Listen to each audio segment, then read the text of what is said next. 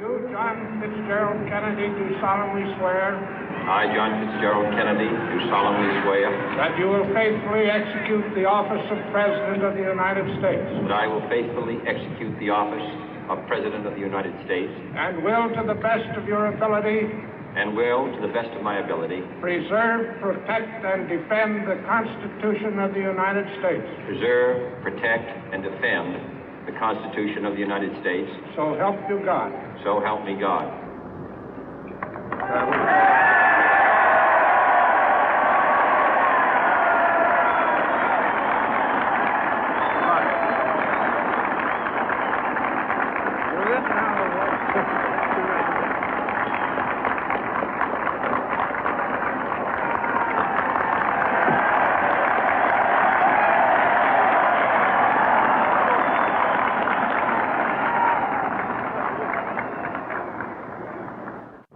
Vice President Johnson, Mr. Speaker, Mr. Chief Justice, President Eisenhower, Vice President Nixon, President Truman, Reverend clergy, fellow citizens.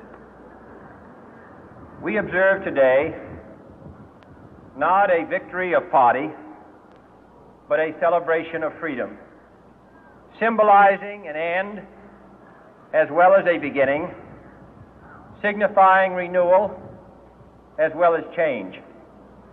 For I have sworn before you and Almighty God the same solemn oath our forebears prescribed nearly a century and 3/4 ago. The world is very different now, for man holds in his mortal hands the power to abolish all forms of human poverty and all forms of human life. And yet the same revolutionary beliefs for which our forebears fought are still at issue around the globe. The belief that the rights of man come not from the generosity of the state, but from the hand of God. We dare not forget today that we are the heirs of that first revolution.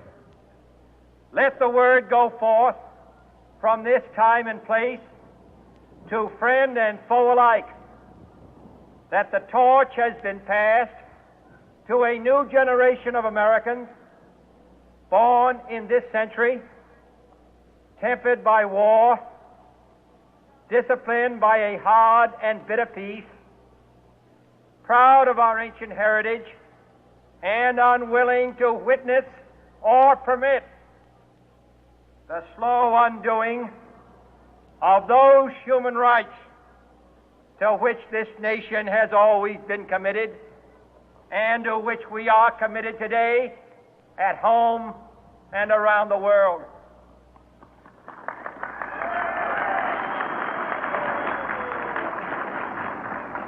Let every nation know, whether it wishes us well or ill, that we shall pay any price, bear any burden, meet any hardship, support any friend, oppose any foe to assure the survival and the success of liberty.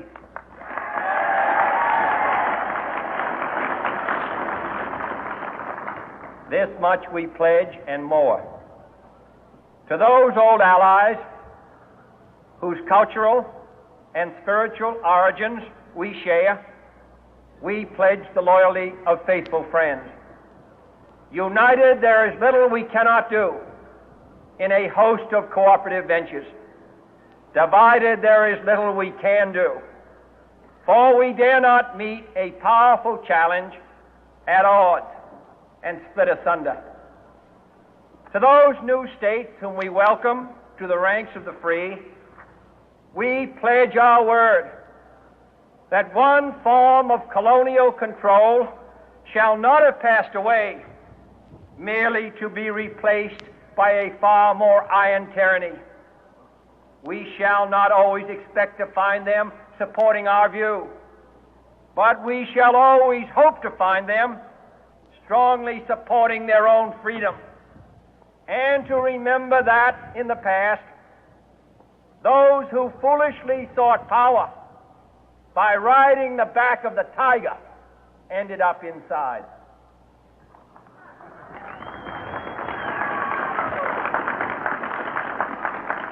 To those people in the huts and villages of half the globe struggling to break the bonds of mass misery, we pledge our best efforts to help them help themselves for whatever period is required, not because the communists may be doing it, not because we seek their votes, but because it is right.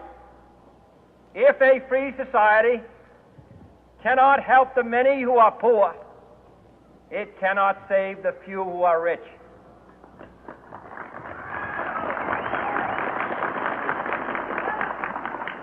To our sister republics south of our border, we offer a special pledge to convert our good words into good deeds, in a new alliance for progress, to assist free men and free governments in casting off the chains of poverty.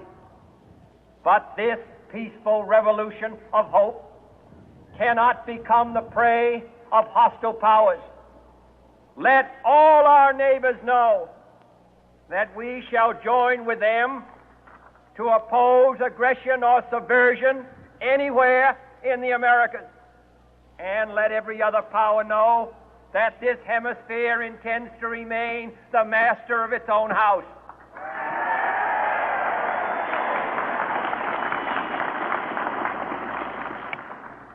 To that World Assembly of Sovereign States, the United Nations, our last best hope, in an age where the instruments of war have far outpaced the instruments of peace, we renew our pledge of support to prevent it from becoming merely a forum for invective, to strengthen its shield of the new and the weak, and to enlarge the area in which its writ may run.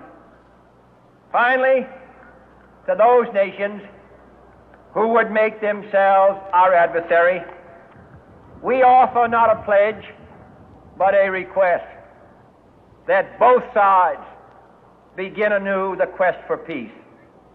Before the dark powers of destruction, unleashed by science, engulf all humanity in planned or accidental self-destruction, we dare not tempt them with weakness, for only when our arms are sufficient beyond doubt can we be certain beyond doubt that they will never be employed.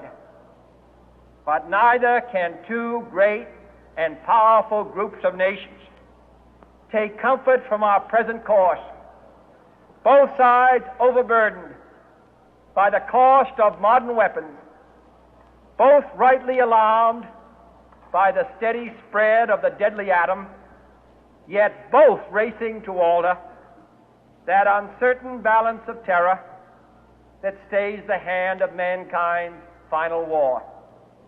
So let us begin anew, remembering on both sides that civility is not a sign of weakness, and sincerity is always subject to proof. Let us never negotiate out of fear, but let us never fear to negotiate.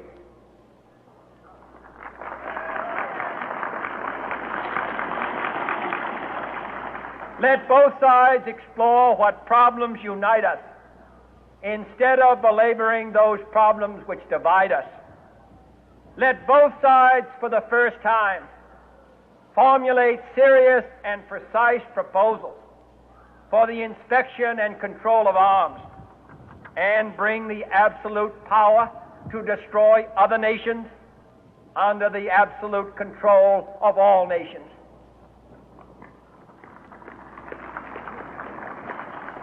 Let both sides seek to invoke the wonders of science instead of its terrors.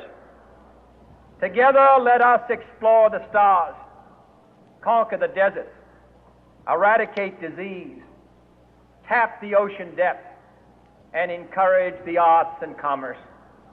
Let both sides unite to heed in all corners of the earth the command of Isaiah to undo the heavy burden and let the oppressed go free.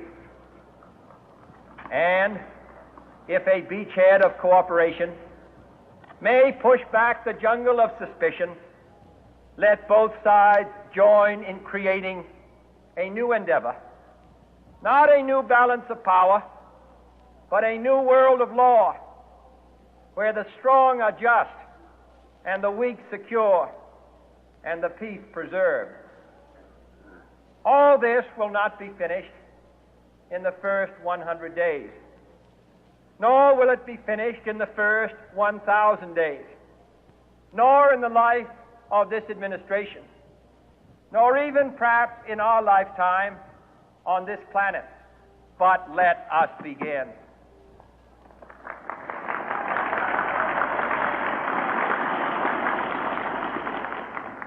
In your hands, my fellow citizens, more than mine, will rest the final success or failure of our course. Since this country was founded, each generation of Americans has been summoned to give testimony to its national loyalty.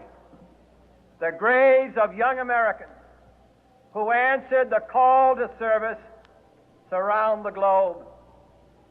Now the trumpet summons us again, not as a call to bear arms, though arms we need, not as a call to battle, though in battle we are, but a call to bear the burden of a long twilight struggle, year in and year out, rejoicing in hope, patient in tribulation, a struggle against the common enemies of man, tyranny, poverty, disease, and war itself.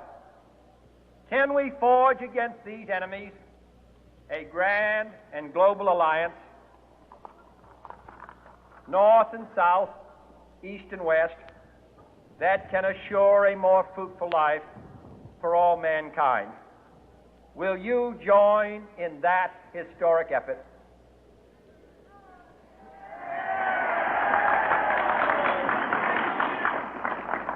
In the long history of the world, only a few generations have been granted the role of defending freedom in its hour of maximum danger. I do not shrink from this responsibility. I welcome it.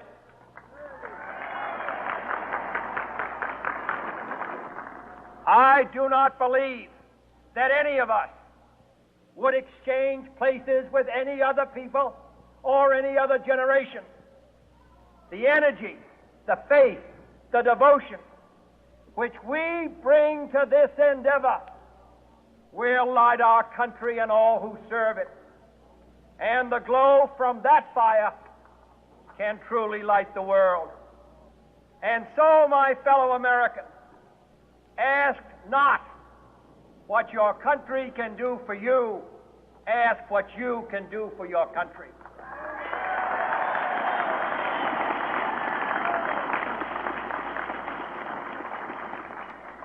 My fellow citizens of the world, ask not what America will do for you, but what together we can do for the freedom of man.